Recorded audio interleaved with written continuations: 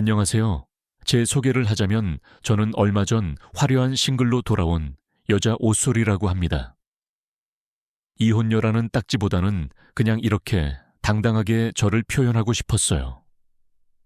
사실 아직도 이 모든 상황이 꿈 같고 때로는 낯설고 어색한 감정이 밀려오기도 합니다. 하지만 후회는 없어요. 오히려 족쇄를 벗어 던진 듯한 해방감에 하루하루를 감사하며 살고 있답니다. 여러분도 아시다시피 대한민국 며느리들에게 시댁과의 갈등은 마치 오래된 숙제와도 같죠. 사소하게는 용돈 문제부터 명절 제사 같은 집안 대소사까지 예상치 못한 문제들이 남편과의 관계마저 위태롭게 만들기도 합니다. 다른 분들의 사연을 들어봐도 기상천외한 시댁 문제들이 며느리들의 속을 까맣게 태우는 걸 보면 아직 우리 사회 깊숙이 박힌 유교적 관념과 가부장적인 문화는 쉽게 사라지지 않을 것 같다는 씁쓸한 생각도 듭니다. 남자는 하늘, 여자는 땅이라거나 여자는 무조건 시어머니 말씀에 복종해야 하고 아이만 잘 낳아 기르면 그게 최고의 미덕이라고 여기는 분들이 여전히 많다는 사실에 때로는 절망감을 느끼기도 했어요. 같은 여자로서 왜 여자로 태어났다는 이유만으로 이 모든 짐을 짊어져야 하는 걸까 한탄스러울 때도 있었습니다. 저 역시 이 지긋지긋한 시댁 문제로 인해 속이 터지다 못해 입에 거품을 물 뻔한 경험이 한두 번이 아니었습니다. 아마 제 이야기를 들으시면 세상에 어떻게 저런 시댁이 다 있나 혀를 내두르실지도 모르겠어요. 솔직히 이런 치부를 드러낸다는 것이 부끄럽기도 하지만 근심을 푸는 장소라는 뜻의 해우소처럼 이렇게라도 묵은 감정을 털어내고 싶었습니다. 이 사연이 저와 비슷한 아픔을 겪고 계신 누군가에게 작은 위로와 용기가 될 수 있다면 더 바랄 것이 없겠습니다. 결혼 전 저는 아이들의 웃음소리가 끊이지 않는 어린이집 교사였습니다. 아이들은 저를 제 이름 옷소리를 따서 친절한 옷소리 선생님이라고 불렀죠. 아이들뿐만 아니라 학부모님들 사이에서도 다정하고 상냥한 선생님으로 소문이 자자했답니다. 천진난만한 아이들과 함께하는 시간은 제게 무엇과도 바꿀 수 없는 기쁨이자 보람이었어요. 아이들을 돌보는 일이 결코 쉬운 일은 아니지만 저는 그 일이 제 천직이라고 생각했습니다. 맑고 투명한 아이들의 눈망울을 보며 하루를 시작하고 마무리하는 것이 제 삶의 가장 큰 행복이었으니까요. 괜히 친절한 오소리 선생님이라는 별명이 붙은 게 아니랍니다. 세상 물정 모르고 마냥 사람 좋기만 했던 제 성격이 결혼이라는 관문을 통과하면서 산산조각 나 버렸다면 믿으시겠어요. 가끔은 저조차도 제 안의 다른 모습에 깜짝깜짝 놀랄 때가 있으니 정말 기가 막힐 노릇이죠. 하지만 모두 사실입니다. 저는 상상을 초월하는 시댁을 만난 덕분에 제 안에 숨겨져 있던 혹은 없다고 믿었던 모든 부정적인 감정들을 경험했고 결국 제 본래의 성격마저 잃어버리고 말았습니다. 제 전 남편 박대경 씨는 중소기업에 다니던 평범한 남자였습니다. 친구의 소개로 처음 그 사람을 만났던 날이 아직도 기억납니다. 첫인상은 꽤 괜찮았어요. 다부진 체격에 비해 수줍어하는 모습이 어딘지 모르게 순수해 보였고 허세 없이 진솔하게 자신의 이야기를 털어놓는 모습에 호감이 갔습니다. 요즘 보기 드문 우직함이 느껴졌다고 할까요? 그렇게 우리는 자연스럽게 연인이 되었고 결혼을 전제로 진지한 만남을 이어갔습니다. 연애 기간 동안 그는 저를 단 한 번도 실망시키지 않았습니다. 물론 사소한 단점이 왜 없었겠어요. 술을 좀 좋아하는 편이었는데 저 역시 술을 아주 못 마시는 편은 아니었고 함께 가볍게 즐기는 정도였기에 그다지 큰 문제라고 생각하지 않았습니다. 그런 작은 흠보다는 그의 성실하고 듬직한 태도가 훨씬 더 크게 다가왔죠. 그는 언제나 제 이야기를 귀 기울여 들어주었고 힘든 일이 있을 때면 묵묵히 제 곁을 지켜주었습니다. 주말이면 함께 맛집을 찾아다니고 한적한 공원을 거닐며 소소한 행복을 나누었습니다. 그는 종종 제 손을 잡고 이렇게 말하곤 했죠. 소리야, 너와 함께라면 뭐든 할 수 있을 것 같아. 평생 내 곁을 지켜줄게. 그 따뜻한 말들에 저는 깊은 안정감을 느꼈고 이 사람이라면 평생을 함께해도 좋겠다는 확신을 갖게 되었습니다. 그렇게 1년이 조금 넘는 연애 끝에 저는 그 남자와의 결혼을 결심했습니다. 프로포즈는 근사한 레스토랑에서 이루어졌어요. 반짝이는 반지와 함께 건네는 그의 진심 어린 고백에 저는 세상을 다 가진 듯 행복했습니다. 하지만 결혼을 약속하고 본격적으로 준비를 시작하면서부터 예상치 못한 문제들이 하나둘씩 고개를 들기 시작했습니다. 가장 먼저 제 발목을 잡은 것은 바로 예비 시댁의 경제적인 상황이었죠. 물론 저는 시댁의 재산을 보고 결혼을 결정한 것이 아니었고 시댁 덕을 보며 살고 싶은 마음은 눈꼽만큼도 없었습니다. 다만 적어도 우리 두 사람의 시작에 피해는 주지 않아야 한다고 생각했어요. 그런데 그 최소한의 바람마저도 사치였다는 것을 깨닫는 데는 그리 오랜 시간이 걸리지 않았습니다. 결혼 이야기가 오가고 양가 부모님께 인사를 드리기로 한 어느 주말이었습니다. 저는 정성껏 준비한 선물을 들고 떨리는 마음으로 대경 씨의 부모님을 처음 뵈러 갔습니다. 예비 시부모님은 생각보다 평범한 인상이셨어요. 하지만 대화가 오갈수록 집안 분위기가 어딘가 모르게 무겁다는 것을 느낄 수 있었습니다. 대경 씨의 말에 따르면 시부모님은 한때 꽤 규모가 큰 갈비탕 집을 운영하셨다고 합니다. 맛도 좋고 손님도 많아서 사업이 번창했었다고 들었어요. 하지만 무리한 확장과 주변 상권의 변화, 그리고 결정적으로 믿었던 직원에게 사기를 당하면서 한순간에 모든 것을 잃고 큰 빚까지 지게 되셨다고 했습니다. 그 일로 시댁은 경제적으로 완전히 몰락했고 현재는 겨우 생활만 유지하는 형편이라는 것이었습니다. 그날 저녁 예비 시어머니는 저를 따로 불러 앉히시더니 대뜸 이렇게 말씀하시더군요. 소리야, 네가 우리 대경이랑 결혼하겠다고 하는 거 말리지는 않겠다. 그런데 너도 우리 집 사정 대충 들었지. 솔직히 말해서 우리는 너희 결혼에 조금도 도움을 줄 수 있는 형편이 못 돼. 결혼식은 물론이고 신혼집이랑 살림살이도 너희가 알아서 다 해야 한다. 무슨 말인지 알겠니? 담담하지만 단호한 시어머니의 말투에는 어떤 미안함이나 안타까움도 찾아볼 수 없었습니다. 오히려 당연하다는 듯한 태도였죠. 저는 순간 망치로 머리를 한 대 맞은 듯 멍해졌습니다. 신혼집까지는 바라지 않았지만 그래도 아들 결혼식에 어느 정도는 도움을 주실 거라고 막연히 기대했던 제 생각이 산산조각 나는 순간이었습니다. 그놈의 아들.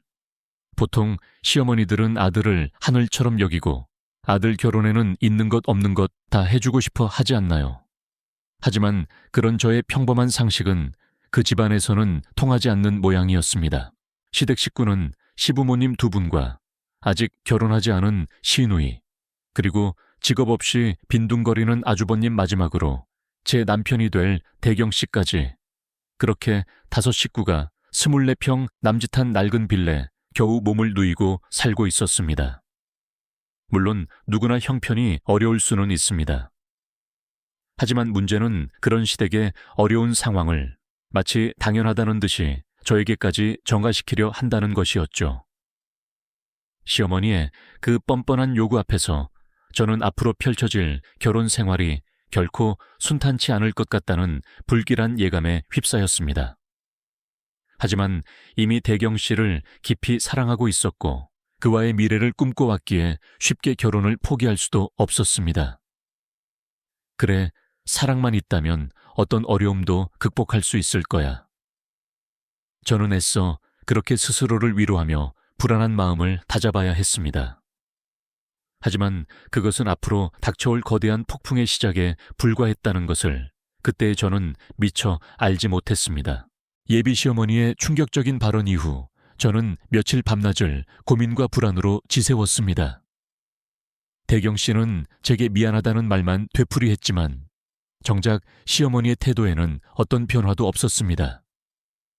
결혼 준비는 막막했고 시작부터 삐걱거리는 관계에 마음은 천근만근 무거웠습니다. 친정 부모님께는 차마 이런 속사정을 다 털어놓을 수 없었습니다. 딸 자식이 시댁 문제로 힘들어하는 모습을 보시면 얼마나 마음 아파하실까 걱정부터 앞섰기 때문입니다. 그러던 어느 날 결혼을 불과 한 달 앞둔 시점이었습니다. 퇴근 후 저를 만난 대경 씨는 평소와 달리 안절부절 못하며 뜸을 들였습니다. 무슨 일이냐고 재차 묻자 그는 어렵게 입을 열었습니다. 소리야, 사실 너한테 아직 말 못한 게 있어. 그의 얼굴에는 수심이 가득했고 목소리는 불안하게 떨리고 있었습니다. 직감적으로 좋지 않은 이야기라는 것을 느꼈지만 애써 태연한 척 그의 다음 말을 기다렸습니다. 실은 나한테 빚이 좀 있어. 그의 고백은 또 한 번 제 머릿속을 하얗게 만들었습니다. 하늘이 무너지는 것 같다는 표현이 이럴 때 쓰는 걸까요? 시댁의 경제적 어려움만으로도 벅찼는데 이제는 남편 될 사람의 개인적인 빚까지 감당해야 하는 상황이라니. 저는 아무 말도 할 수 없었습니다. 배신감과 실망감이 파도처럼 밀려왔습니다. 왜 이제야 이런 중요한 사실을 말하는 건지 그동안 저를 속여왔다는 생각에 화가 치밀어 올랐습니다. 얼마인데 간신히 목소리를 쥐어짜내 물었습니다. 그는 제 눈치를 살피며 우물쭈물 대답했습니다. 그렇게 많은 건 아니고 800만 원 정도. 800만 원. 누군가에게는 큰 돈이 아닐 수도 있지만 이제 막 새로운 삶을 시작하려는 우리에게는 결코 적은 금액이 아니었습니다. 더군다나 결혼 준비로 한 푼이 아쉬운 상황에서 그의 빚은 커다란 부담으로 다가왔습니다. 왜 이제야 말하는 거야? 결혼 한 달 전에 이런 얘기를 하는 사람이 어디 있어? 저는 더 이상 참지 못하고 그에게 따져 물었습니다. 눈물이 쏟아질 것 같았지만 꾹 참았습니다. 지금 무너지면 안 된다는 생각뿐이었습니다. 대경 씨는 고개를 숙인 채 미안해, 정말 미안해. 처음부터 솔직하게 말했어야 했는데 네가 실망할까봐 결혼을 다시 생각하게 될까봐 겁이 났어. 용서해줘. 라며 용서를 빌었습니다. 그의 얼굴에는 후회와 괴로움이 역력했습니다. 저는 한참 동안 침묵했습니다. 머릿속이 복잡하게 얽히고 설켜 아무런 생각도 할 수 없었습니다. 이 결혼을 정말 계속 진행해도 되는 걸까? 수없이 많은 질문들이 제 머릿속을 맴돌았습니다. 하지만 그 순간 지난 1년 동안 대경 씨와 함께했던 행복했던 시간들이 주마등처럼 스쳐 지나갔습니다. 그의 진솔함 따뜻함 그리고 저를 향한 변함없는 사랑. 이 모든 것을 한순간의 실수로 저버릴 수는 없었습니다. 마음을 가다듬고 저는 단호한 목소리로 그에게 말했습니다. 좋아. 이번 한 번은 용서할게. 하지만 조건이 있어. 그는 고개를 들어 제 눈을 바라보았습니다. 첫째, 앞으로 2번 다시 나한테 어떤 것도 숨기지 않겠다고 약속해. 부부 사이에 신뢰가 깨지면 모든 게 끝이라는 거 명심해. 그는 고개를 여러 번 끄덕였습니다. 둘째, 당신 빚은 우리가 함께 갚아나가겠지만 앞으로 우리 가정의 모든 경제권은 내가 관리할 거야. 그리고 앞으로 시댁에 들어가는 돈은 단 한 푼도 없어야 해. 당신도 가장이 되는 만큼 언제까지 시댁의 어려움만 돌볼 수는 없어. 우리 가정을 먼저 생각해야지. 이 조건에 동의하면 결혼을 진행하고 동의하지 못하면 이 결혼 나도 더 이상 미련 없어. 제 단호한 태도에 대경 씨는 잠시 망설이는 듯했지만 이내 제 손을 잡으며 말했습니다. 알았어, 소리야. 내 말대로 할게. 나도 우리 집에 당신 말처럼 할 만큼 했다고 생각해. 이제 더 이상 그런 일로 너 힘들게 하지 않을게. 정말이야. 앞으로 돈 관리는 전부 너한테 맡길게. 그리고 시댁 문제도. 명절이나 부모님 생신 때 양계 똑같이 용돈 드리는 것 외에는 절대 없을 거야. 자식된 도리로서 그 정도는 괜찮지. 제발 나 한 번만 믿어줘. 그는 간절한 눈빛으로 저를 바라보며 약속했습니다. 그의 진심이 느껴졌기에 저는 마지막으로 그를 믿어보기로 했습니다. 비록 남아있는 빚이 800만 원이나 되었지만 그래도 더 큰 금액이 아니라는 것에 안도하며 우리는 그렇게 위태로운 결혼 준비를 이어갔습니다. 그 무렵 친정 부모님께서 저를 조용히 부르셨습니다. 제 얼굴에 드리워진 그늘을 눈치채신 걸까요? 어머니는 제 손을 잡으시며 봉투 하나를 건네주셨습니다. 소리야, 이거 너 결혼할 때 주려고 예전부터 아빠랑 엄마가 조금씩 모아둔 돈이다. 얼마 안 되지만 요긴하게 쓰도록 해. 봉투 안에는 3천만 원이라는 큰 돈이 들어있었습니다. 저는 깜짝 놀라 아무 말도 할 수 없었습니다. 눈물이 왈칵 쏟아졌습니다. 엄마, 아빠, 이렇게 큰 돈을 아버지께서는 제 어깨를 다독이며 말씀하셨습니다. 딸 자식 좋은 시댁 만나 편안하게 사는 모습 보고 싶지 않은 부모가 어디 있겠냐. 솔직히 내 신랑감이 아비 눈에는 100% 만족스럽지는 않다. 하지만 네가 선택한 사람이니 믿고 응원해줘야지. 우리도 결혼할 때 지하 단칸방에서 월세부터 시작했다. 젊을 때 열심히 살면 꿈은 이루어지는 법이야. 헛된 생각 말고 올바르게 살면 길이 보일 거다. 이 돈 통장에 잘 넣어두고 정말 필요할 때 써라. 통장에 돈이 있어야 시집살이도 버틸 수 있는 거야. 어머니는 옆에서 눈시울을 붉히시며 제 손을 꼭 잡아주셨습니다. 우리 딸 시집 간다는 게 아직도 믿기지가 않네. 엄마 아빠가 항상 응원할 테니까 우리 소리 멋지게 잘 살아보자. 사랑한다, 우리 딸. 그날 밤 저는 부모님의 따뜻한 사랑에 한참을 울었습니다. 마치 시집 보내기 싫은 딸을 억지로 떠나보내는 듯한 어머니의 슬픈 눈빛을 그때는 왜 제대로 헤아리지 못했을까요? 제 자신에게 화가 나기도 했습니다. 하지만 부모님의 든든한 지원 덕분에 저는 다시 한번 힘을 낼 수 있었습니다. 남편 하나만 믿고 시작하는 결혼이었지만 이제는 제 편이 되어줄 든든한 버팀목이 생긴 것 같았습니다. 신혼집을 구하는 일부터 만만치 않았습니다. 우리가 가진 돈으로는 아파트는커녕 번듯한 빌라 전세 하나 얻기도 빠듯했습니다. 발품을 팔아 겨우 작은 빌라의 꼭대기층에 월세로 신혼집을 마련했습니다. 남들처럼 예쁜 가구와 가전제품으로 신혼집을 꾸미는 것은 상상도 할 수 없었죠. 중고 가구점에서 발품을 팔고 인터넷 커뮤니티에서 들임받은 물건들로 겨우 구색만 갖춘 초라한 신혼집이었습니다. 그래도 저는 실망하지 않으려 애썼습니다. 처음부터 좋은 곳에서 시작하는 것보다 밑에서부터 차근차근 올라가는 것도 보람이 있겠다고 스스로를 다독였습니다. 결혼식 날짜는 다가오는데 준비는 더디기만 했습니다. 정신없이 뛰어다니며 결혼 준비를 하는 동안에도 예비 시어머니는 간간히 저를 불러내 이런저런 요구를 하기 시작했습니다. 그 중에서도 저를 가장 힘들게 했던 것은 바로 예단 문제였습니다. 어느 날 시어머니는 저를 부르시더니 종이 한 장을 쓱 내미셨습니다. 소리야, 너희 예단은 어떻게 생각하고 있니? 옛말에 신부가 잘 살려면 예단을 단단히 해가야 한다고 했다.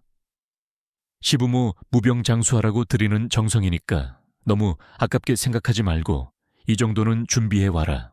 시어머니가 빼곡하게 적어놓은 예단 목록은 정말 구체적이면서도 일목요연했습니다. 최고급 한실, 이불 세트, 예상비용, 얼마 반상기 세트, 예상비용, 얼마 은수저 세트, 예상비용, 얼마, 그리고 현금 예단, 얼마.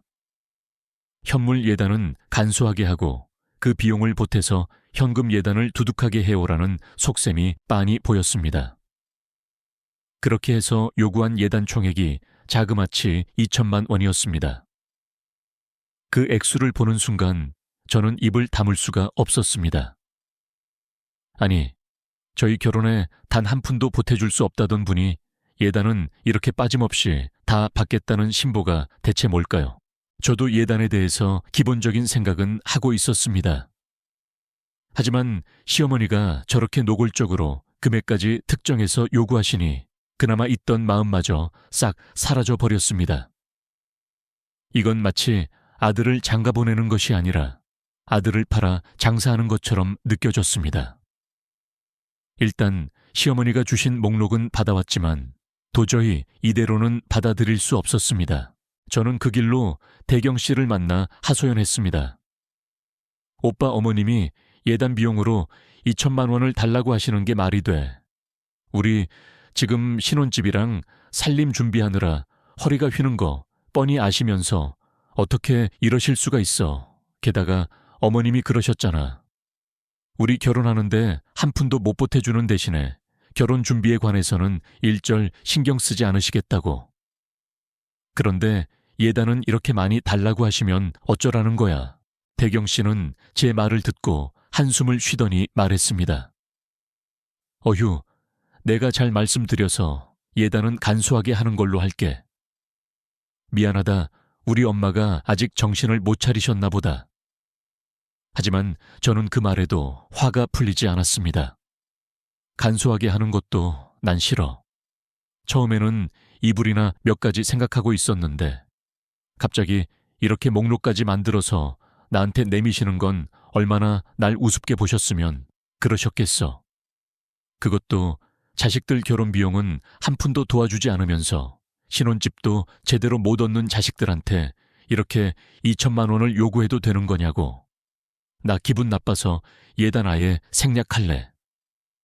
그러니까 당신이 어머니께 말씀 잘 드려. 저는 정말 황당하고 분노했습니다. 처음부터 호구 잡혀서 질질 끌려다니고 싶지 않았습니다. 이건 저희 친정 부모님도 제 편을 들어주셨습니다. 어머니는 제 이야기를 들으시더니 소리야, 원래 옛날 사람들은 예단비를 중요하게 생각하긴 했는데 이건 엄마가 봐도 너무 심하다. 잘 결정했어. 엄마가 이불 좋은 걸로 한 채 보내줄 테니까 넌 신경 쓰지 마라. 요즘 세상에 누가 예단을 저렇게까지 요구한대. 부모가 다 같은 부모가 아닌가 보다. 라며 제 등을 토닥여 주셨습니다. 아버지도 그래, 처음부터 기죽고 살 필요 없다. 네 신랑도 네 말에 동의했다니 그걸로 됐다. 한푼이 아쉬운 판국에 참 답답한 노릇이다. 라며 혀를 차셨습니다. 친정 부모님의 지지와 대경 씨의 마지못한 동의 덕분에 저는 조금이나마 힘을 낼 수 있었습니다. 결국 저는 시어머니께 예단을 생략하겠다고 단호하게 말씀드렸습니다. 물론 시어머니는 제가 그런 결정을 내리자 노골적으로 서운함을 드러내셨습니다. 전화로 거의 고함을 지르시더군요. 뭐 예단을 안 하겠다고, 너 지금 제정신이니 시부모를 뭘로 보고 그런 건방진 소리를 하는 거야. 내가 너 같은 며느리 들인다고 동네방네 자랑이라도 한 줄 알아 하지만 결혼식 날짜는 코앞으로 다가왔고 이미 엎질러진 물이었습니다. 시어머니도 더 이상 어쩔 수 없다는 것을 아셨는지 마지못해 꼬리를 내리시고는 애써 담담한 척 행동하셨습니다.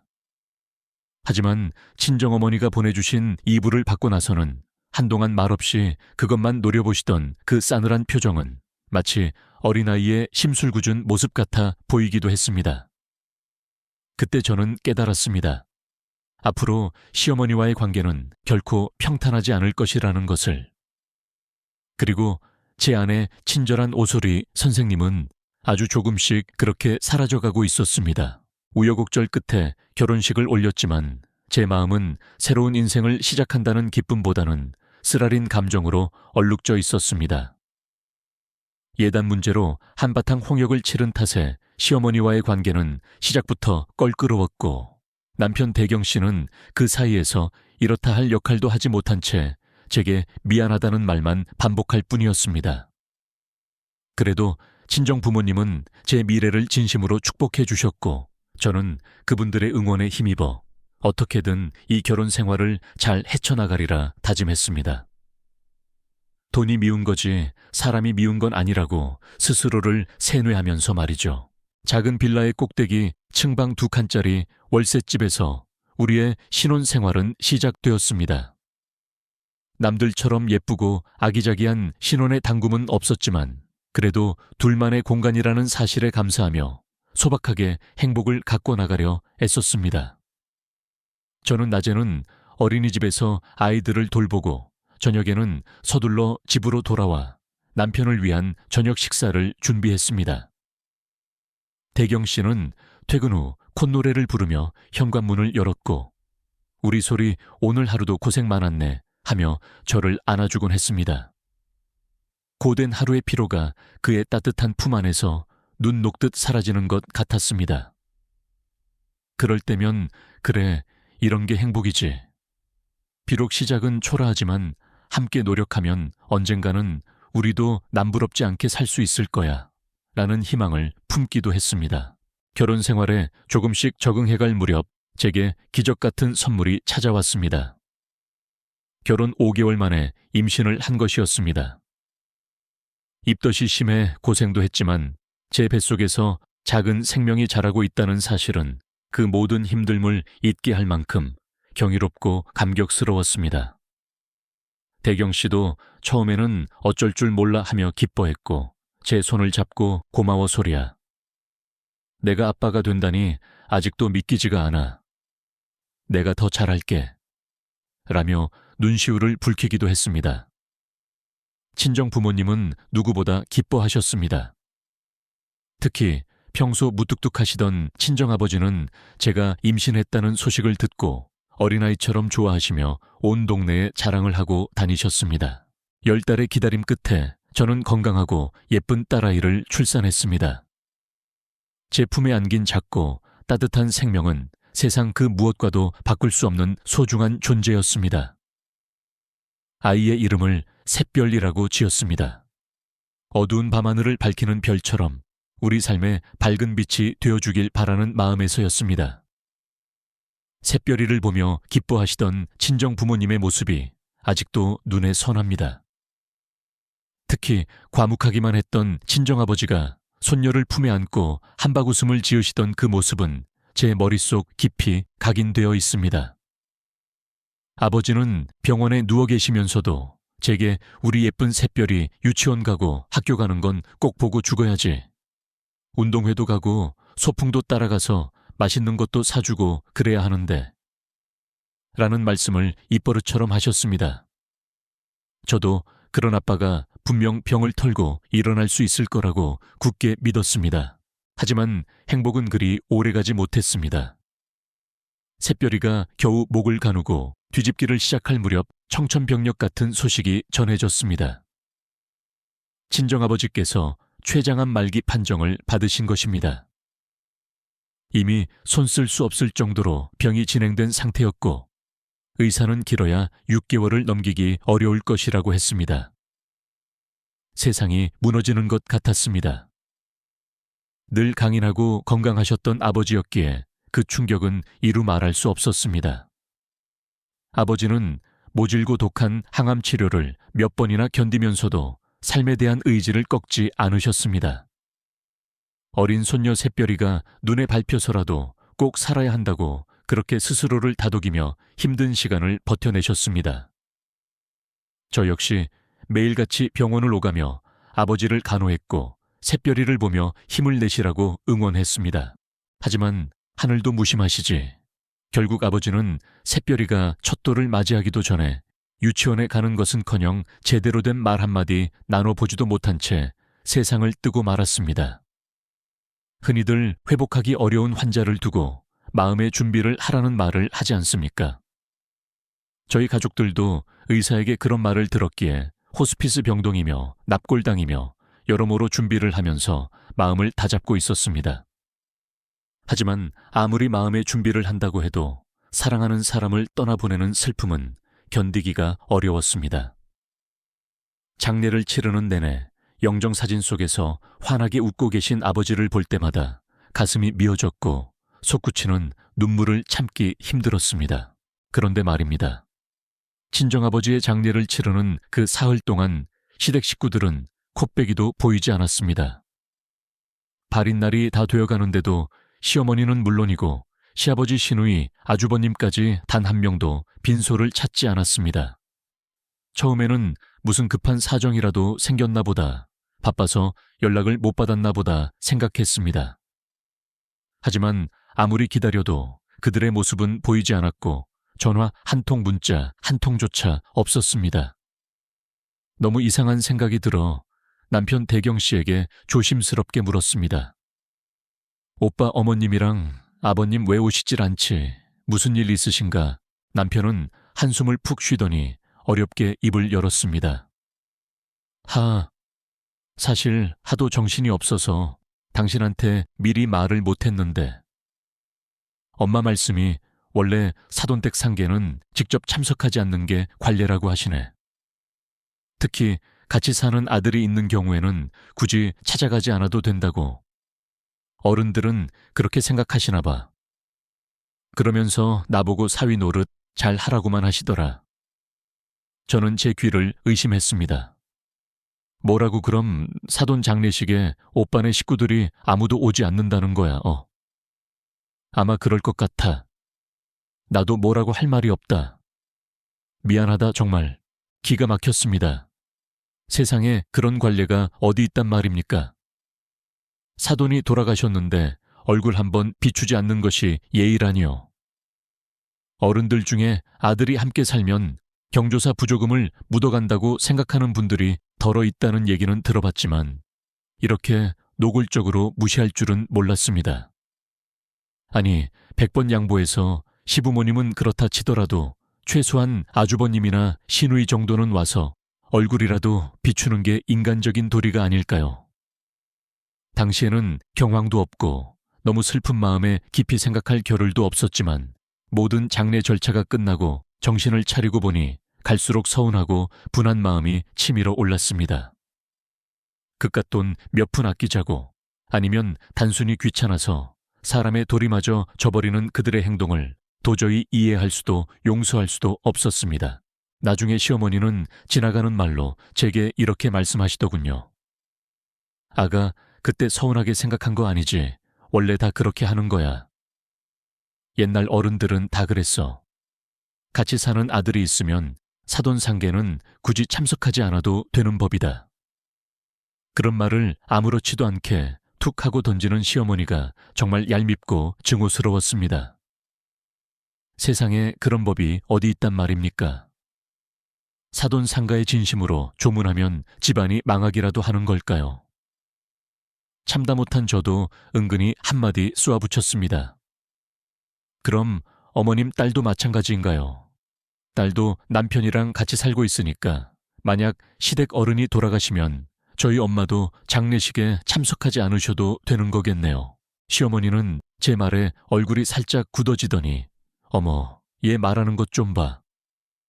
아들이랑 딸이랑 같니? 라며 어이없다는 듯이 말했습니다.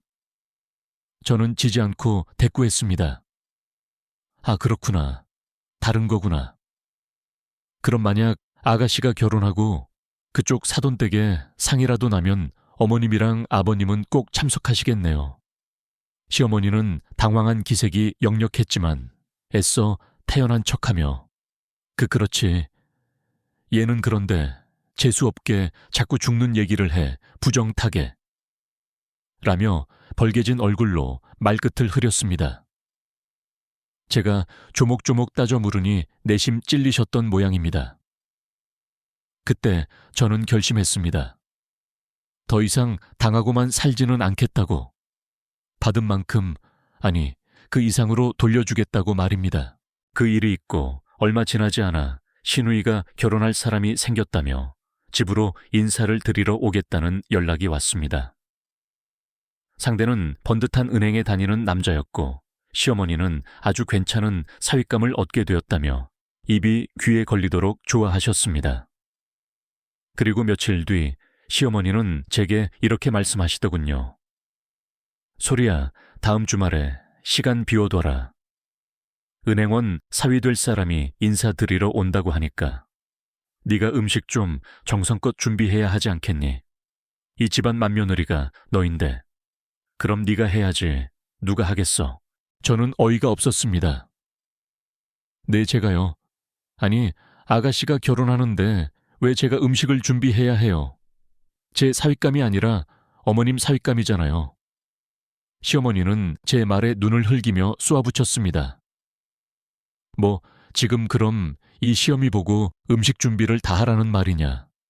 네가 도와줄 수는 있지만 내 일은 아니라는 그 말 뜻이냐? 어쭈, 이것 봐라. 아주 날이 갈수록 시험이 무서운 줄 모르고 까부는구나. 너 다시는 이 시험이 안 볼 생각이야. 그럴 거 아니면 군소리 말고 주말에 일찍 와서 음식 준비에 거의 협박이나 다름없었습니다. 분위기가 하도 험악해서 일단은 알겠다고 대답했지만 저는 그런 시어머니의 말에 순순히 따를 생각이 전혀 없었습니다. 친정아버지 장례식 때의 서러움이 다시금 떠올랐기 때문입니다. 그리고 마침내 시누이의 예비 신랑이 인사를 드리러 오는 날이 다가왔습니다. 저는 시어머니께 전날 미리 전화를 걸어 어머님 내일 손님 맞이 음식은 제가 다 준비해서 집으로 가져갈 테니까 아무 걱정하지 마세요. 제가 솜씨 좀 부려볼게요. 라고 너스레를 떨었습니다. 시어머니는 의아해 하면서도 별 말씀 없이 그러라고 하셨습니다. 약속한 시간이 되어 저는 양손 가득 무언가를 들고 시댁으로 향했습니다. 시어머니는 제가 들고 온 음식들을 보시고는 기겁을 하셨습니다. 아니 얘, 대체 이것들이 다 뭐냐? 족발에다 치킨, 이건 보쌈이냐 지금 이런 걸 손님상에 내놓으라고 가져온 거니 제가 준비한 것은 바로 동네에서 가장 유명한 맛집들의 대표 메뉴들이었습니다. 족발, 보쌈 매운 닭갈비, 그리고 고급 일식집에서 포장해 온 모둠 초밥까지. 상다리가 휘어질 정도로 푸짐했습니다. 저는 천연덕스럽게 웃으며 대답했습니다. 네, 어머님. 요즘 젊은 사람들은 다 이런 거 좋아해요. 제가 음식 솜씨가 어머님 발끝도 못 따라가니까 제 나름대로 정성껏 준비한 거예요. 여기 초밥도 아주 신선하고 맛있는 걸로 사왔어요. 제가 아가씨 때문에 오늘 돈 좀 썼네요. 그래도 다 한 가족이니까 제가 이렇게 신경 쓴 거 아니겠어요. 시어머니는 아무렇지도 않게 너스레를 떠는 제 모습에 기가 막힌 듯 입을 떡 벌리고 저를 쳐다보셨지만 이내 초인종 소리와 함께 예비 사위가 도착하는 바람에 제게 더 이상 뭐라고 하지는 못하셨습니다. 결국 그날 시누이의 예비 신랑이 처음으로 인사를 드리러 온 날 시댁의 손님상에는 제가 사온 배달 음식들이 보기 좋게 차려졌습니다. 얼마나 그 상황이 우스꽝스럽던지 저는 속으로 통쾌한 웃음을 참느라 혼났습니다. 이것이 바로 시어머니에 대한 며느리의 소심하지만 확실한 복수라고나 할까요? 시누이의 예비 신랑은 의외로 제가 준비한 음식들을 아주 맛있게 잘 먹었습니다. 하긴 제가 동네에서 소문난 맛집들만 골라서 엄선해 온 음식들이니 맛이 없을 리가 없었겠죠. 저는 거기서 멈추지 않고 한 번 더 작은 복수를 감행했습니다. 음식을 맛있게 먹고 있는 예비 사위를 향해 제가 살짝 말을 건넸습니다. 어머, 음식이 입에 맞으시나 봐요. 저희 어머님이 사위 될 분 오신다고 이렇게 상다리가 부러지게 차리셨는데 감동받으셨겠어요. 예비 사위는 활짝 웃으며 대답했습니다. 네, 정말 너무 맛있어서 오늘 밥 2그릇은 먹어야 할 것 같아요. 어머니께서 이렇게 정성껏 차려주신 음식에 정말 감동받았습니다. 그때 제가 결정타를 날렸습니다. 아, 네. 감동은 어머님 말고 저한테 말씀하셔야 할 것 같은데요. 저희 어머님은 음식 솜씨가 영 없으셔서 제가 맛집 일일이 찾아다니면서 공수해 온 거거든요. 그러니 음식이 맛이 없을 수가 없죠. 저희 어머님은 워낙 손에 물 한 방울 묻히기 싫어하시는 분이라 이런 음식들은 잘 못하세요. 그래도 많이 드세요. 누가 한들 뭐가 중요하겠어요. 정성이 중요하죠. 제가 이렇게 작심한 듯 말을 해버리자 한순간에 거실 분위기가 싸늘하게 얼어붙었습니다. 시어머니는 저를 눈을 부릅뜨고 째려보시며 주먹을 꽉 쥐고 계셨지만 저는 눈 하나 깜짝하지 않았습니다. 시누이와 아주버님 그리고 시아버님은 어쩔 줄 몰라 하며 제 눈치만 살피고 있었고 남편 대경 씨는 당황한 표정으로 저와 시어머니를 번갈아 쳐다보고 있었습니다. 예비 사위만이 어색한 웃음을 지으며 이 상황을 어떻게든 수습해 보려고 애쓰는 듯 했습니다. 놀랍게도 그 순간 남편 대경 씨가 제 편을 들었습니다. 하하, 장모님 음식 솜씨가 보통이 아니시죠. 사실 저희 어머니보다 소리가 요리를 훨씬 잘합니다. 오늘 음식도 소리가 다 준비한 거예요. 맛있게 드셨다니 다행입니다. 저는 남편의 갑작스러운 지원 사격에 적잖이 놀랐지만 내심 고마웠습니다. 시어머니는 친정아버지 장례식에 참석하지 않은 것이 못내 마음에 걸렸던 것인지 아니면 아들의 예상치 못한 방역에 당황하셨던 것인지 제 소심한 복수에도 불구하고 결국 끝까지 아무 말도 못하고 씩씩거리기만 하셨습니다. 그 일로 저는 시어머니에게 제가 결코 만만한 며느리가 아니라는 것을 분명히 각인시켰다고 생각했습니다. 그리고 남편이 아주 가끔은 제 편이 되어줄 수도 있다는 작은 희망도 보았습니다. 물론 그 뒤로 시어머니와는 더욱더 대면대면한 사이가 되었지만 어차피 살가운 관계를 기대하지도 않았기에 차라리 그 편이 더 낫다고 생각했습니다.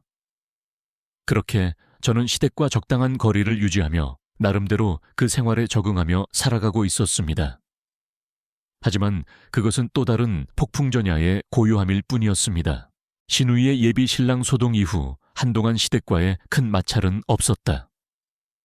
아니, 정확히 말하자면 내가 일방적으로 거리를 두며 필요 이상의 접촉을 피했다고 하는 편이 맞을 것이다. 남편 대경 씨는 그런 내 태도에 대해 간혹 불만을 토로하기도 했지만 이미 여러 차례 시댁 문제로 크게 실망했던 나는 그의 말을 한 귀로 듣고 한 귀로 흘려버렸다. 아이러니하게도 그런 무관심이 오히려 우리 부부 사이의 평화를 가져다 주는 것처럼 보였다. 첫째 샛별이가 아장아장 걸음마를 시작하고 재롱이 늘어갈 무렵 나는 둘째를 임신했다. 그리고 연년생으로 셋째 아들까지 낳았다. 딸 하나에 아들 둘 다복한 가정을 이루었지만 아이 셋을 키우는 현실은 전쟁터를 방불케 했다. 하루가 어떻게 지나가는지도 모르게 아이들 뒤치다꺼리를 하다 보면 온몸의 진이 다 빠져나갔다. 남편은 첫째 때와는 달리 육아나 집안일에 점점 소극적으로 변해갔다. 잦은 술자리와 주말마다 빠지지 않는 조기 축구회는 그의 삶에서 가장 중요한 일과처럼 보였다. 이 문제로 몇 번이나 다투기도 했지만 그는 나도 사회생활이라는 게 있다. 애들은 엄마가 챙기는 게 당연하지 않냐. 는 무책임한 말만 되풀이할 뿐이었다. 나는 더 이상 그에게 어떤 기대도 하지 않기로 마음먹었다. 어차피 내 인생은 내가 책임져야 하는 것이고 아이들 또한 내가 온전히 감당해야 할 몫이라고 생각하니 차라리 마음이 편했다. 하지만 시어머니는 아이들이 둘이나 더 태어났음에도 불구하고 여전히 손주들에게 무심했다. 가끔 집에 들르실 때도 아이들을 살갑게 안아주거나 예뻐해 주시는 법이 없었다. 그저 애들은 잘 크냐 정도의 의례적인 안부가 전부였다. 어쩌면 아직 장가도 못 간 아주버님의 대를 이을 손주만을 간절히 기다리고 계시는 건지도 모르겠다는 생각이 들 정도였다. 하지만 그런 시어머니의 반응에 나는 더 이상 신경 쓰지 않았다. 아이 셋을 키우는 것만으로도 정신없이 바빴고 어차피 우리 인생은 우리가 사는 거지 시부모님이 대신 살아주는 게 아니었으니까. 그러던 어느 날 온 가족이 모여 저녁 식사를 함께하던 자리에서 시어머니가 남편에게 엉뚱한 말을 꺼냈다. 대경아, 너 혹시 시내 번화가 사거리 알지? 거기에 마침 좋은 자리가 하나 나왔는데 내 형이 큰맘 먹고 호프집을 한번 해보겠단다. 나는 귀를 의심했다. 변변한 직업도 없이 빈둥거리던 아주버님이 갑자기 사업이라니. 내 형도 너는 잘 알잖니. 뭐 하나 하겠다고 마음먹으면 끝까지 해내는 스타일이잖냐. 장남이 한번 해보겠다는데 부모 형제들이 당연히 도와야 하지 않겠냐. 그래도 대경이 네가 형편이 좀 나으니까 이번에 형 한번 크게 도와주는 게 어떻겠니? 시어머니의 말인즉슨 백수건달이나 다름없는 아주버님이 호프집을 창업하려고 하니 우리 부부에게 그 자금을 빌려달라는 것이었다. 그것도 한두 푼이 아니라 억소리가 나는 큰돈이었다. 나는 너무나 황당해서 숟가락을 놓칠 뻔했다. 아무리 형님이라지만 우리가 돈을 쌓아놓고 사는 재벌도 아니고 빠듯한 남편 월급에 아이 셋을 키우는 형편에 그만한 목돈이 어디 있단 말인가. 더군다나 아주버님은 시어머니의 말과는 정반대로 한 군데 직장을 6개월도 채 버티지 못하고 그만둬버리는 참을성이라고는 눈꼽만큼도 찾아볼 수 없는 스타일이었다. 그런 사람이 무슨 사업을 한다고 내가 먼저 입을 열었다. 어머님, 그게 무슨 말씀이세요? 저희가 그만한 돈이 어디 있다고요? 그리고 아주버님께서 사업 경험도 없으신데 갑자기 호프집이라니요. 요즘 경기도 안 좋은데 너무 위험 부담이 큰 것 같아요. 시어머니는 내 말에 발끈하며 쏘아붙였다. 너는 꼭 그렇게 매정하게 말을 해야 속이 시원하니 형제끼리 서로 돕고 사는 거지. 그깟 돈 좀 빌려주는 게 그렇게 어려운 일이냐. 너희 아직 그 아파트 대출금도 다 안 갚았니? 대경이도 직장 생활 오래 했으니까 신용대출도 나오지 않겠니? 이자는 내 형이 장사해서 꼬박꼬박 잘 챙겨준다고 하니까 이번 한 번만 눈 딱 감고 도와주자. 그깟 돈이라고요. 어머님, 저희한테는 그 돈이 하늘 같은 돈이에요. 그리고 아주버님이 장사하는데 왜 저희가 셔머니의 그 뻔뻔함에 화가 치밀어 올랐다. 자금이 없으면 장사를 시작하지 않는 게 맞죠. 그리고 아무리 형제지간이라지만 그렇게 큰 돈을 저희가 어떻게 빚까지 내서 도와드려요. 이건 정말 아니라고 생각합니다. 시어머니는 내 단호한 거절에 얼굴이 시뻘개지더니 젓가락을 탁 내려놓으며 소리쳤다. 뭐라고 됐다 됐어. 아주 독한 며느리 때문에 형제 사이가 이렇게 점점 멀어지는구나. 네가 이러니까 어디 대경이가 내 앞에서 기나 제대로 펴고 살겠니. 시어머니는 온갖 독설을 내뱉고는 씩씩거리며 집으로 돌아가 버렸다. 남편은 그저 고개를 숙인 채 아무 말도 하지 못했고 집안 분위기는 순식간에 얼음장처럼 차가워졌다.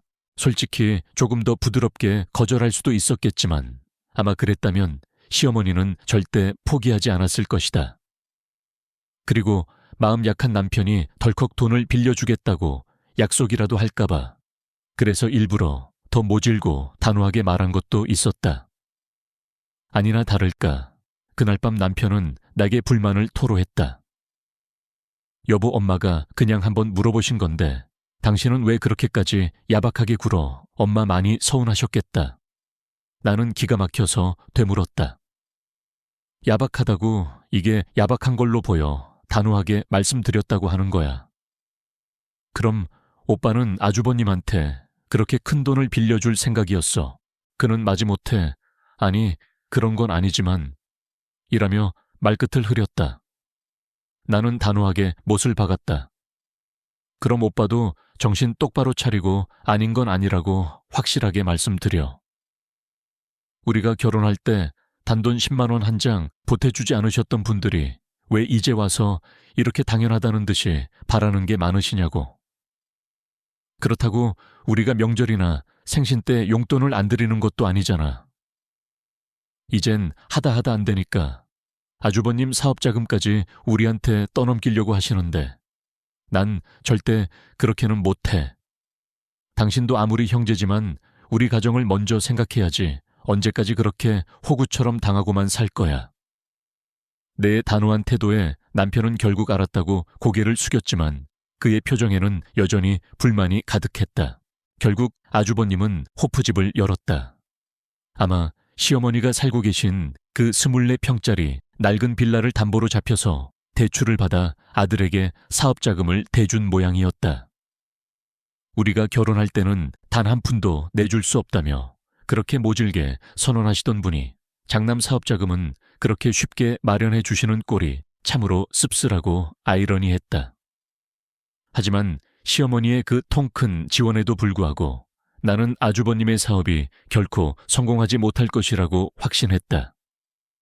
그리고 내 예상은 정확하게 들어맞았다. 어느 날 형에게서 전화를 받은 남편이 내게 조심스럽게 말을 꺼냈다. 여보, 형 가게 곧 접는다고 하네. 뭐 벌써 아직 2년도 안 됐잖아. 나는 놀란 척했지만 사실 올 것이 왔다는 생각이었다. 응, 그렇긴 한데 형 말로는 도저히 수지타산이 안 맞나 봐. 월세도 너무 비싸고 인건비에 재료값에 이것저것 다 제하고 나면 마이너스가 너무 크대. 아무리 팔아도 적자만 쌓인다는 거야. 직원도 줄여보고 자기가 직접 주방에도 들어가 봤는데도 인건비 건지기도 힘들다고 하더라고. 거봐, 내가 뭐라고 했어. 아주버님은 장사할 스타일이 아니라니까. 그리고 요즘 같은 시국에 누가 그렇게 함부로 장사를 시작해. 내가 그렇게 말릴 때 들었어야지. 아이고, 큰일 났네. 그 가게 차린다고 돈이 상당히 많이 들어갔을 텐데. 아주버님의 호프집은 결국 2년을 차에 버티지 못하고 폭삭 망해버리고 말았다. 제법 목이 좋은 곳에 자리를 잡았지만 그만큼 월세도 비쌌다.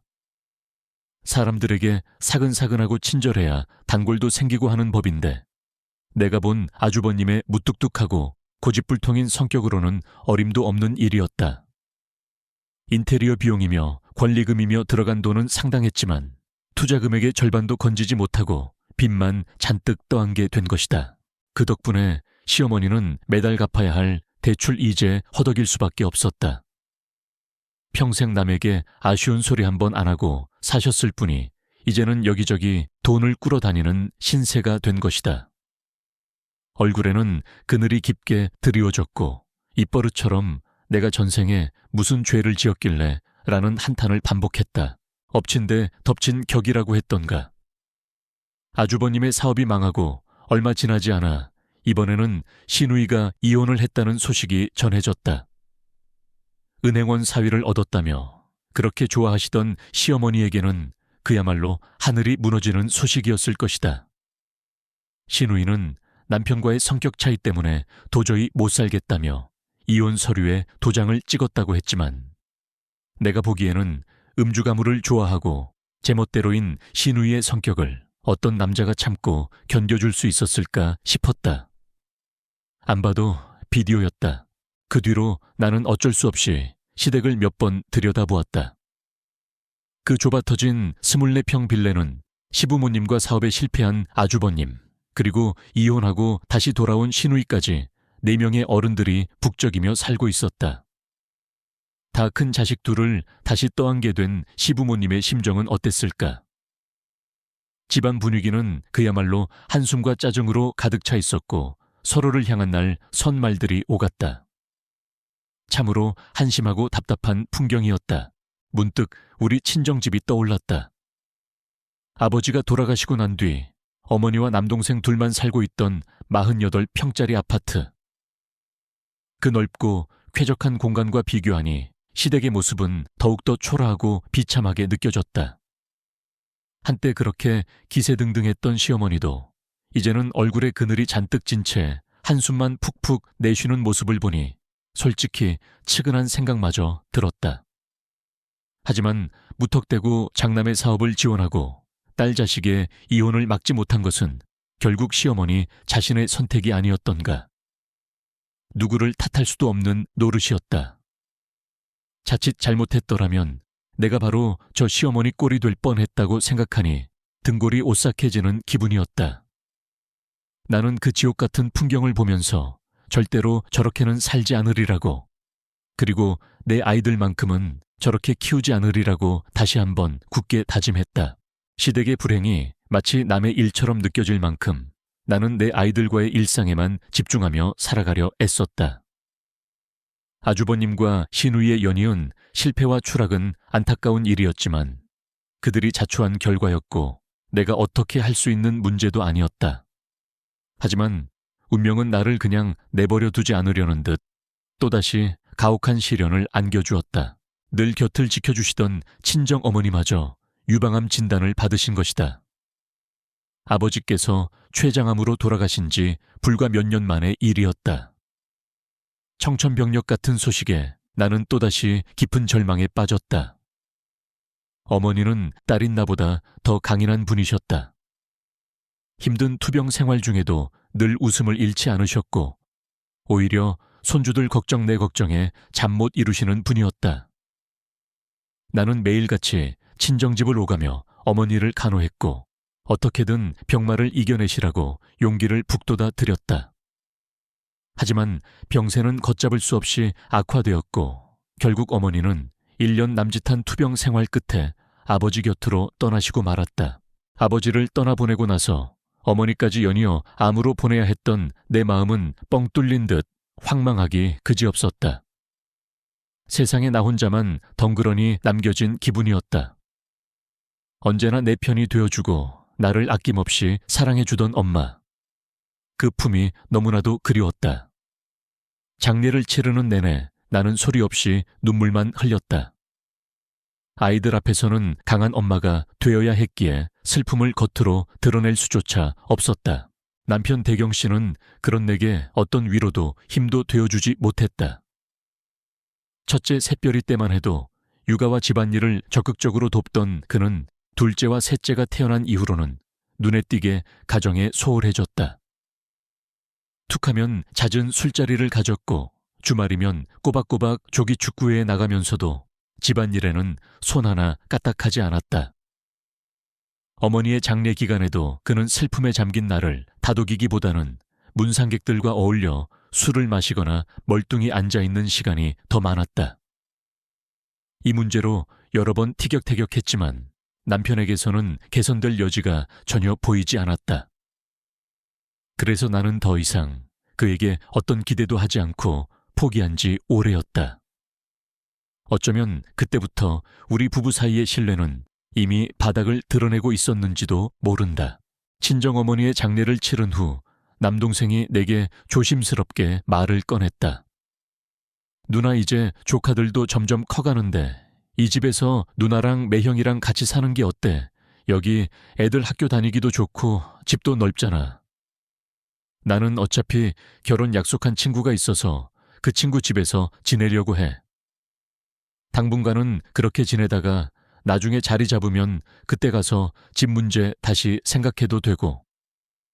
남동생은 늘 그렇게 속이 깊고 배려심이 많은 아이였다. 자기는 어차피 지낼 곳이 있으니 누나와 조카들이 더 넓고 편한 곳에서 살기를 바랐던 것이다. 그래도 괜찮겠어. 어차피 이 집도 공동 상속인데 팔아서 공평하게 나누는 게 맞지 않을까. 내 말에 남동생은 손사래를 쳤다. 아니야 누나. 엄마도 그러셨을 거야. 누나가 애들 데리고 편하게 살기를 바라셨을 거라고. 그리고 이 집 팔지 말고 그냥 가지고 있는 게 나중에 더 이득일 수도 있어. 그러니까 부담 갖지 말고 그냥 여기서 살아. 나중에 내가 결혼해서 정말 집이 필요하게 되면 그때 가서 다시 얘기하자. 결국 나는 남동생의 제안을 받아들이기로 했다.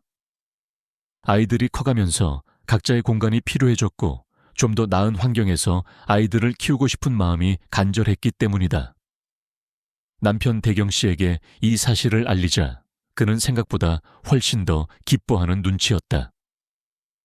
이제 좁은 빌라를 벗어나 넓은 아파트에서 살 수 있게 되었다는 사실에 잔뜩 들떠 있었다. 그런 남편의 모습을 보니 왠지 모르게 서글픈 감정이 밀려왔다. 남편의 머릿속에는 장모가 세상을 떠났다는 슬픔보다는 공짜로 큰 집이 생겼다는 기쁨이 더 큰 것처럼 보였기 때문이다. 어쨌든 현실은 현실이니까 나는 씁쓸한 감정을 애써 삼키며 이사 준비를 시작했다. 그러던 중 이사를 며칠 앞두고 시어머니가 커다란 박스를 몇 개씩이나 들고 우리 집에 찾아오셨다. 나는 그 모습을 보고 기함을 하고 말았다. 그렇게나 무심하고 냉정했던 양반이 갑자기 무슨 일일까? 친정어머니 장례식에는 코빼기도 보이지 않던 분이 우리가 더 넓고 좋은 집으로 이사 간다고 하니 마치 쥐새끼처럼 재빠르게 찾아온 것이다. 어머님, 이게 다 뭐예요? 시어머니는 숨을 헐떡이며 대답했다. 아이고, 힘들다. 이거 한약인데 너랑 애들이랑 먹으라고 좀 지었다. 애들은 한창 클 때니까 좋은 거 먹여야 하고 너도 애들 셋 키우느라 고생이 많잖니. 박스 안에는 아이들용 성장 한약과 내 앞으로 된 보약이 정성스럽게 포장되어 있었다. 한약이요? 갑자기 웬 한약이세요? 나는 의아한 표정으로 물었다. 내가 잘 아는 한의원이 있는데 거기 원장님이 용하다고 소문이 자자하거든. 성장기 어린이한테 좋은 약 좀 지어달라고 했더니 이거만 한 게 없다면서 지어주더구나. 약 짓는 김에 너랑 대경이 것도 한 제씩 지었다. 뭐니 해도 부모가 건강해야 자식들도 잘 크는 거지. 내가 니들한테 언젠가 보약 한 제씩 지어줘야지 마음 먹고 있었는데 이제야 해주네. 그러니까 부담 갖지 말고 잘 챙겨 먹어라.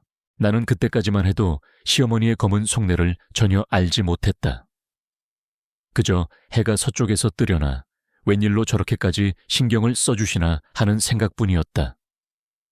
하지만 시어머니는 슬슬 숨겨두었던 발톱을 꺼내기 시작했다. 한약을 내려놓고 차를 한 잔 마시던 시어머니가 마치 지나가는 말처럼 물었다. 참소리야. 우리 아들한테 얼마 전에 들었는데 내 친정어머니 사시던 본가로 이사 가기로 했다면서. 아, 네. 어머님, 그 얘기를 벌써 들으셨어요. 아직 동생이 짐을 다 정리하지 않아서 확실히 날짜가 잡힌 건 아닌데 아무래도 그 동네가 애들 키우기도 좋고 학군도 괜찮아서 옮기는 게 좋을 것 같아서요. 내 말에 시어머니는 고개를 여러 번 끄덕이며 맞장구를 쳤다. 그렇지. 사돈댁 위치가 아주 좋지. 두말할 나위 없이 좋은 곳 아니냐. 평수도 꽤 된다면서 내 48평 아파트예요. 그래, 48평이면 정말 운동장처럼 넓겠구나. 애들 새 키우면서 살기에는 너무 넓지 않을까. 시어머니의 말에 나는 살짝 미간을 찌푸리며 대답했다. 넓긴요, 어머님. 애가 셋인데요. 5 식구 살다 보면 그 평수도 은근히 부대낄 때가 많아요. 시어머니는 내 말을 비웃기라도 하듯 콧방귀를 뀌며 말했다. 아무리 그래도 우리 집만 하겠니.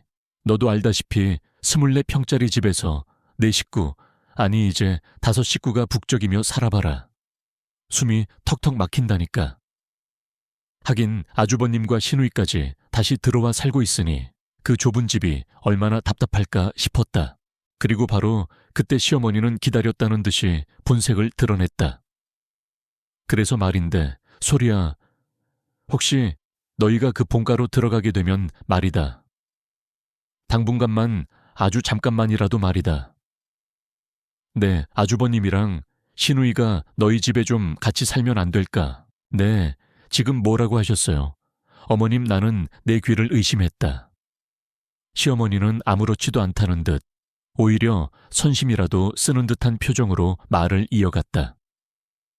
아니 영원히 데리고 살라는 말은 아니고 걔네들이 그 동네가 아무래도 일자리 구하기도 좀 더 수월할 것 같고 자리 잡을 때까지만이라도 좀 신세를 지면 안 되겠냐고. 너희 집 방이 4개나 된다면서 너희 부부가 방 하나 쓰고 애들 셋이 방 하나 쓰면 방이 2개나 남지 않니?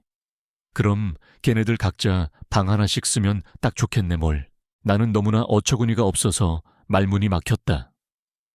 시어머니가 농담을 하시는 건가 싶어 얼굴을 쳐다보았지만 시어머니의 표정은 더없이 진지했다. 우리 집 방이 4개든 5개든 왜 40이 훌쩍 넘은 아주버님과 이미 한번 결혼까지 했던 시누이를 내가 데리고 살아야 하는 건지 도무지 이해가 되지 않았다. 그것도 이제 막 어머니를 여의고 슬픔에 잠겨있는 나게 어떻게 저런 엄청난 요구를 아무렇지도 않게 할 수 있는 것일까. 시어머니는 내 침묵을 긍정의 의미로 받아들였는지 신이 나서 말을 계속했다. 소리야, 네가 여태껏 내 부탁 한번 제대로 들어준 적 없잖니. 그러니까 이번만큼은 네가 좀 양보해 주려무나.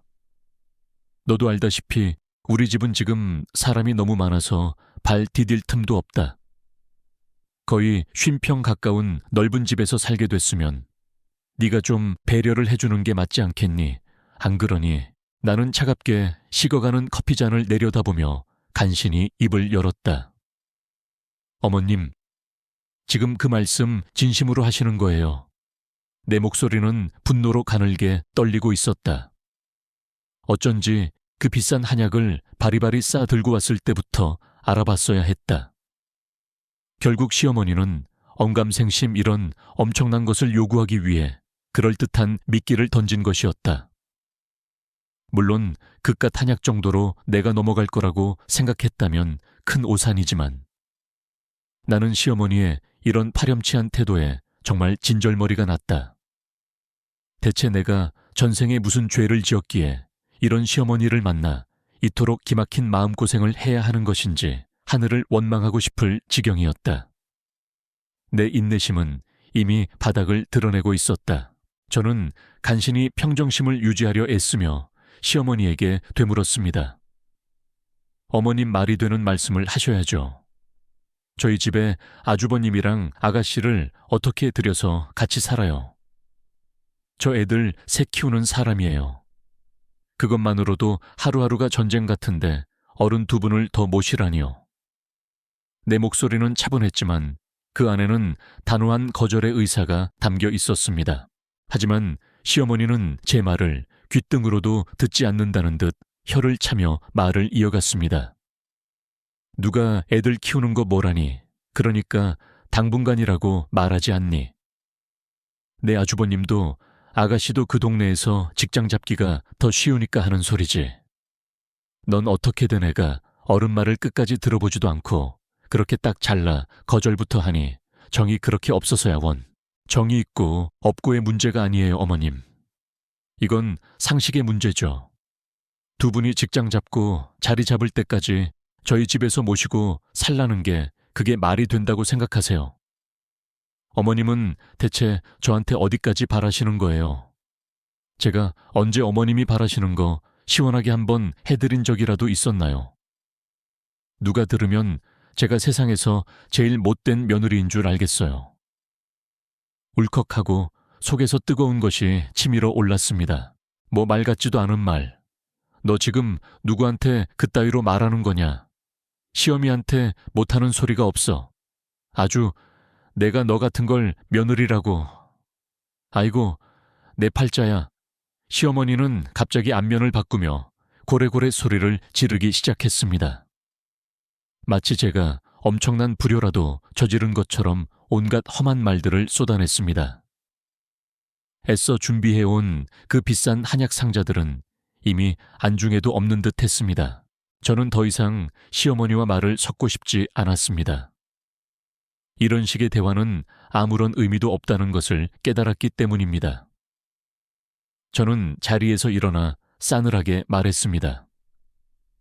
어머님, 그만하고 돌아가세요. 저는 어머님 요구 절대 들어드릴 수 없습니다. 그리고 이 한약도로 가져가세요. 이런 식으로 사람 비위 맞춰가며 받고 싶지 않네요.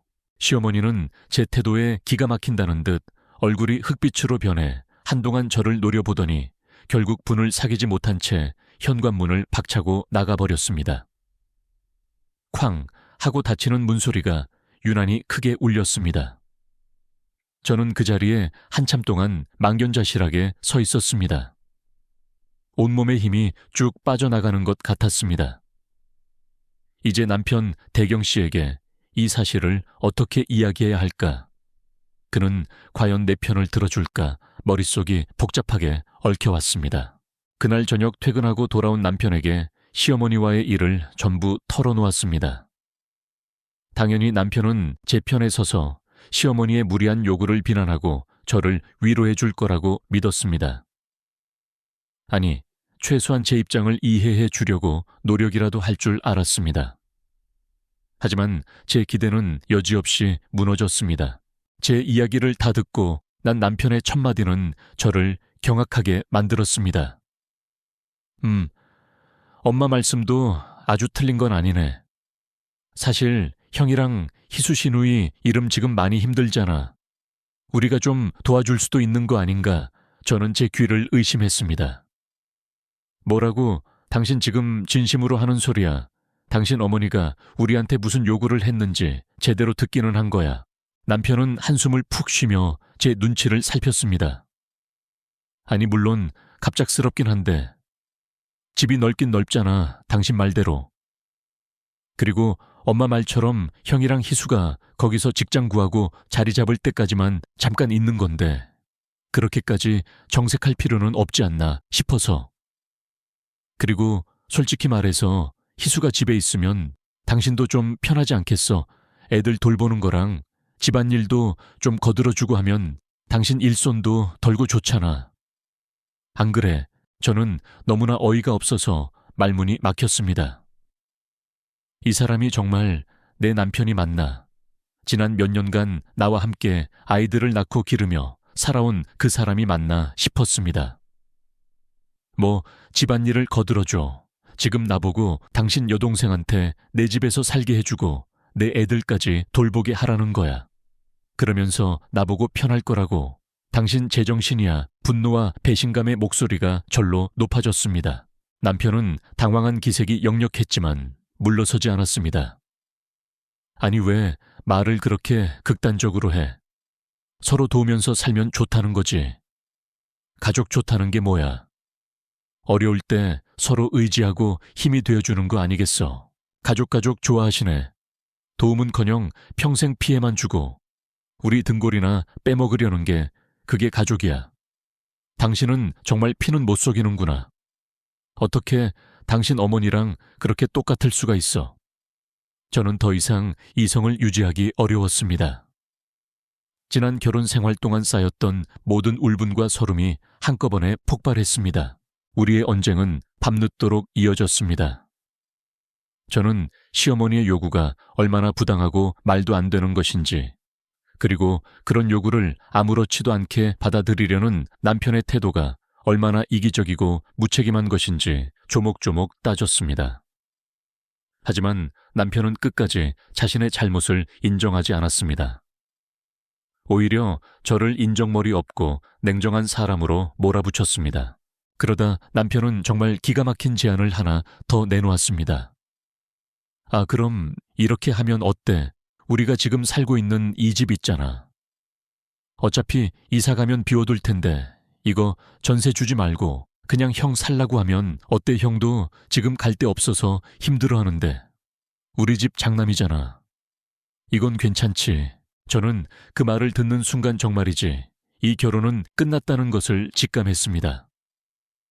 이 집 이 빌라 꼭대기층에 작은 월세집에서 시작해 피땀 흘려 대출받아 내 명의로 겨우 마련한 이 집을 이제 와서 아주버님에게 거저 내주자고.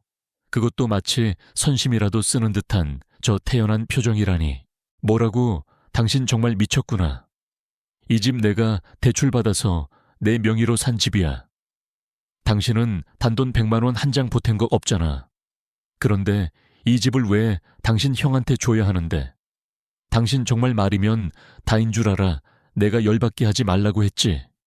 이게 내 마지막 경고야. 저는 있는 힘껏 소리쳤습니다.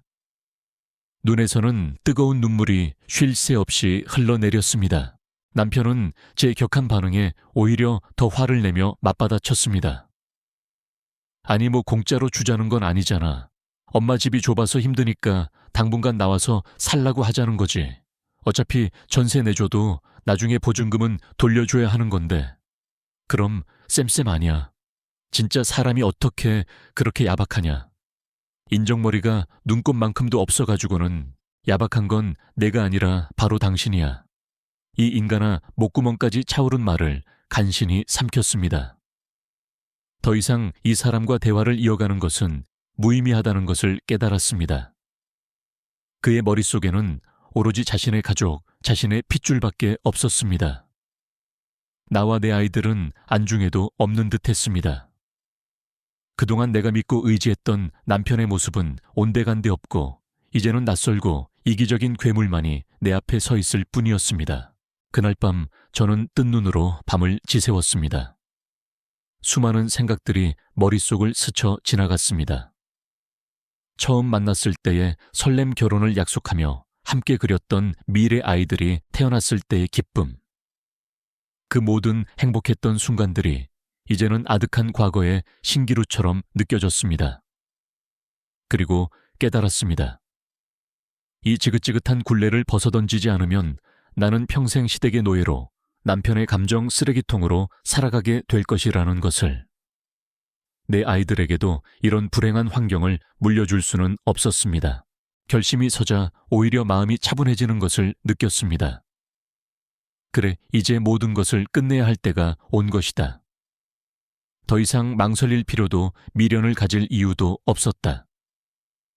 내 인생의 다음 장은 오로지 나와 내 아이들만을 위한 행복한 이야기로 채워나갈 것이다. 동이 트기 시작하는 창밖을 바라보며 저는 조용히 마지막 결의를 다졌습니다.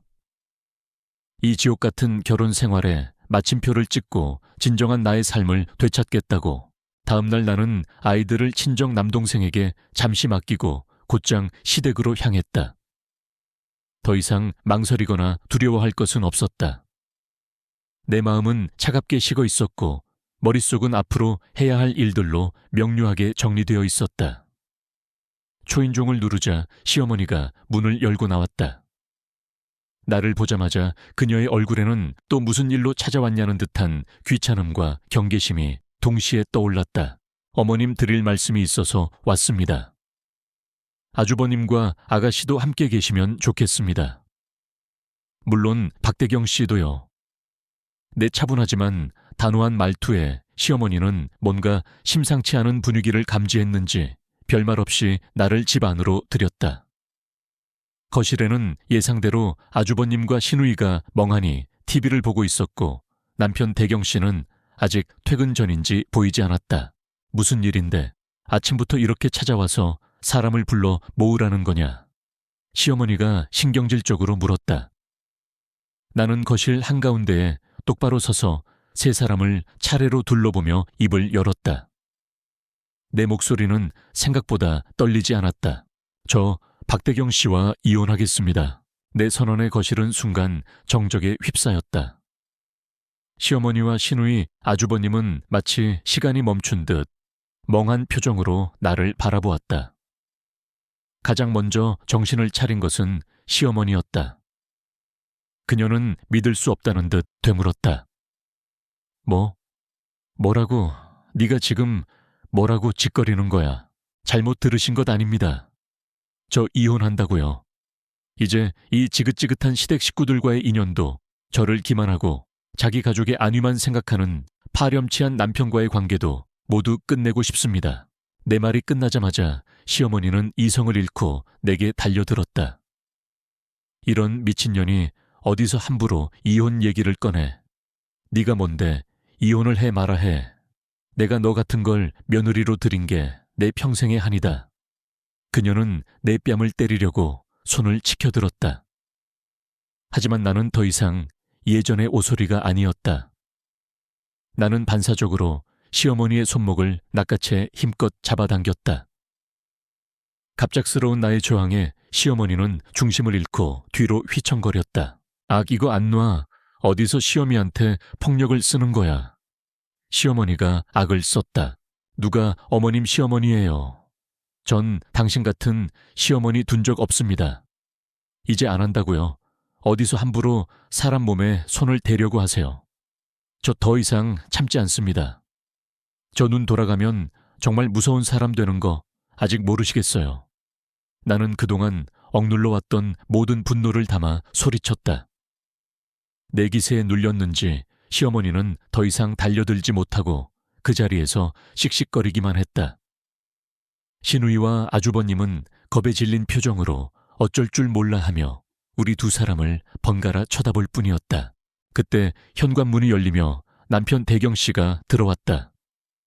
엉망이 된 것일 분위기와 잔뜩 흥분한 시어머니, 그리고 싸늘하게 식어있는 내 표정을 보고 그는 상황을 대충 짐작한 듯 했다. 여보, 이게 다 무슨 일이야. 당신 왜 여기에? 나는 남편을 똑바로 쳐다보며 다시 한번 내 의사를 분명히 밝혔다. 얘기 못 들었어요. 저 당신이랑 이혼할 거예요. 당신 같은 남자랑 단 하루도 더 이상 못 살겠으니까 그렇게 알아요. 그리고 이 집 제가 결혼할 때 부모님께 도움받고 제 힘으로 대출받아 마련한 재산이니 당신은 이 집에서 화장실 병이 하나도 가져갈 생각 마세요. 저희 친정어머니께 상속받은 재산도 전부 제 앞으로 되어 있으니까 혹시라도 눈독 들이고 있었다면 지금 당장 그 더러운 생각 접으시는 게 좋을 겁니다. 이제 앞으로 우리 완벽한 남남이니까요. 남편은 내 단호한 선언에 얼굴이 하얗게 질려 아무 말도 하지 못했다. 시어머니는 옆에서 계속해서 저런 싸가지 없는 년이라며 욕설을 퍼부었지만 나는 조금도 흔들리지 않았다. 나는 그렇게 그 지옥 같은 집을 박차고 나왔다. 문을 나서는 순간 마치 무거운 갑옷을 벗어 던진 듯한 해방감이 온몸을 감쌌다. 나는 곧바로 변호사를 선임해 이혼 소송을 진행했다. 남편은 처음에는 이혼을 받아들일 수 없다며 버텼지만 혼자서 아이 셋을 키우는 것이 얼마나 힘든 일인지 깨달았는지 아니면 더 이상 내게서 어떤 것도 얻어낼 수 없다는 것을 알았는지 결국 순순히 양육권을 넘겨주고 협의 이혼에 동의했다.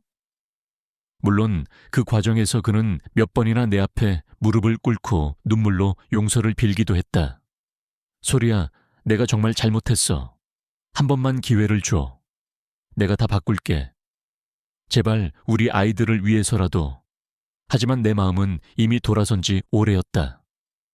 그의 눈물은 더 이상 내게 어떤 감흥도 주지 못했다. 이혼 조정 과정에서 나는 더욱더 충격적인 사실들을 알게 되었다.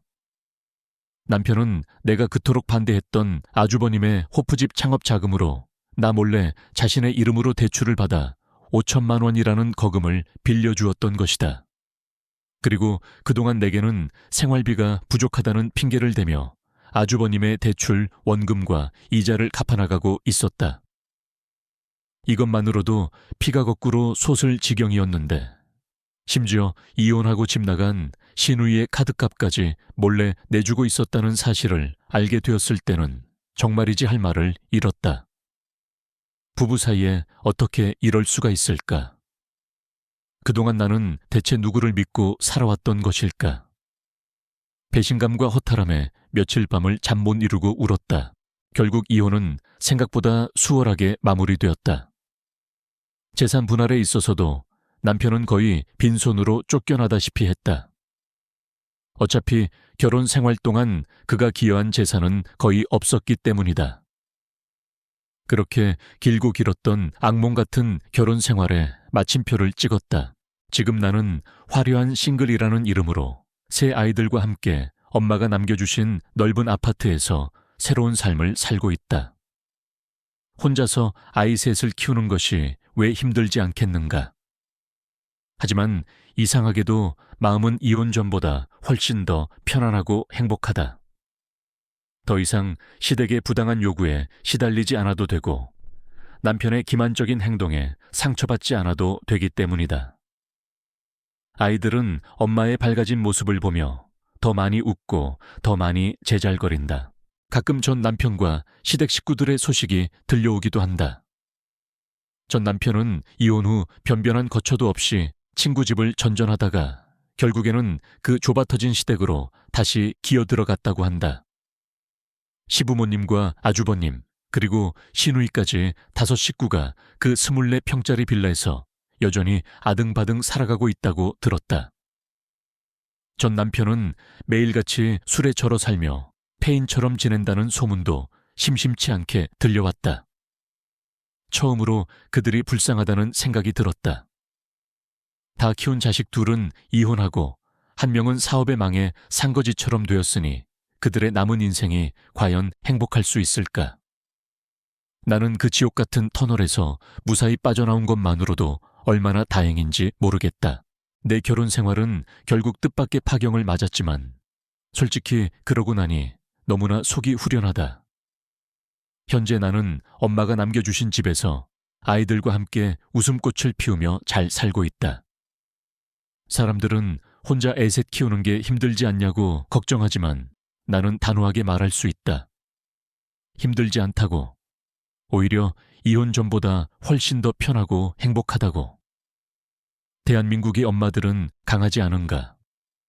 나는 내 아이들을 악착같이 잘 키워서 절대로 전 시댁 식구들이나 내 전 남편처럼은 만들지 않을 것이다. 그렇게 생각하니 어쩌면 전 시댁이 나의 가장 훌륭한 롤모델이 된 것인지도 모르겠다. 물론 좋은 쪽이 아니라 절대로 되지 말아야 할 안 좋은 쪽으로 말이다. 나이 먹어서 나는 절대로 저렇게는 살고 싶지 않다. 제 속 터졌던 이야기는 여기까지입니다. 제 사연을 들으신 여러분들은 어떤 생각을 하셨을까요? 아마 어떤 분들은 그래도 시댁도 가족인데 서로 도우면서 살면 되지 굳이 이혼까지 해야 했냐고 말씀하실지도 모르겠습니다. 하지만 아마 저와 비슷한 경험을 해보신 분들이라면 그렇게 쉽게 말씀하시지는 못할 것 같네요. 제가 여기에 적은 남편과 시댁에 관한 내용들은 정말이지 극히 일부분에 불과하니까요. 비록 지금은 이혼녀라는 꼬리표를 달고 살아가지만 저는 아이들의 엄마로서 더욱더 열심히 그리고 당당하게 살아가려고 합니다. 저만 바라보는 사랑스러운 새 아이들이 있으니까요. 다시는 이런 가슴 아픈 사연을 적을 일이 없도록 참되고 올바르게 살아가도록 노력하겠습니다. 이 글을 보시는 모든 분들도 항상 건강하시고 매일매일 행복한 일들만 가득하시기를 진심으로 기원합니다. 제 긴 이야기 들어주셔서 정말 감사합니다.